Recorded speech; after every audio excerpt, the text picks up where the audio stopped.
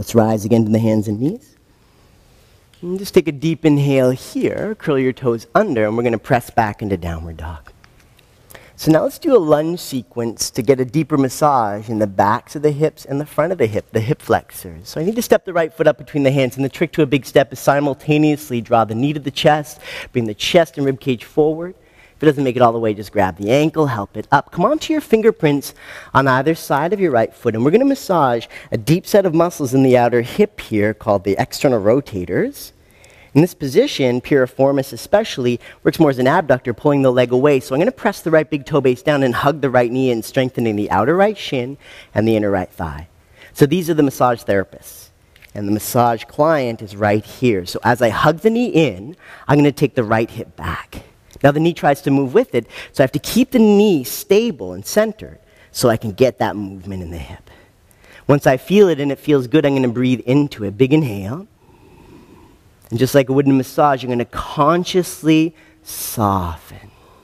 Just a couple more breaths here, hugging the right knee to the midline, lengthening the spine, melting the outer right hip. So one more breath, rolling the left hip point forward, right hip back as you hug the right knee in. Good. And then let's lower the back knee. And let's go even deeper into this right hip. Turn the right toes out a little. Take the right hand to the inside. Turn the heel of the right foot out. Turn the toes out again. A slight angle to the right foot. Walk forward on your fingerprints and lower to your elbows or forearms. Now, if your elbows don't want to reach the floor, you can use a block or a bolster, some height here. It's nice to have something to rest on so you can relax. The knee's trying to drop out. So if I didn't like massages, that would be a good technique. But because I love massages, I pull the leg in. And take a couple of breaths here. Make sure it's not too intense, so you're still wide through the face. Is your breath deep? If it feels good here, keeping the leg close, you can even curl the back toes under. This is optional. If it makes the massage better, you can straighten the back leg. My back is rounding, my neck is shortening to avoid the massage still, so a couple more breaths. I'm going to bring the lower back in, reaching through the top of the head. One more big breath right into my right hip, and the tissue here has to be agreeing to relax. Let's lower the back knee. Just a couple more lunges. Point your back foot and slowly come up. We're going to do a gentle release first for the front of the left hip. I want you to let the left knee dig into the floor a bit, get stuck to the mat, and if you need padding, you can use padding, use a blanket, and then just pull the front of the hip forward. Then pull the pubic bones up, bring the tailbone in, and see if you can feel a massage across the front of the left hip. And breathe into it, just like a massage.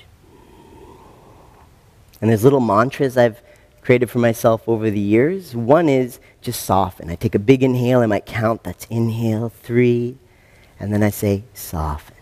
Another one is lengthen, because the tissue, the collagen fibers are like fine hair. And when they're lengthening, it's like the hair is tangled, and during the stretch, they start to come into alignment. One more big inhale into this passive hip flexor stretch. And let's come up. It's a 5-part lunge sequence. It's long, but let's turn the right toes forward and come up. Now, if the knee was hurting on the floor, I wouldn't be able to receive my massage. So maybe some padding, a blanket, or a little foam block here. And we're going to slowly rise up, hands on the right knee, and touch the lower belly. To get the massage in the front of the left hip, I have to tone the belly here. Make sure it's an appropriate feeling. Don't bend the right knee arbitrarily. Only do it if you want a deeper massage. Bring your hands to your heart for a moment. Lift the chest and pull the shoulders back. And then begin to take the arms forward and up.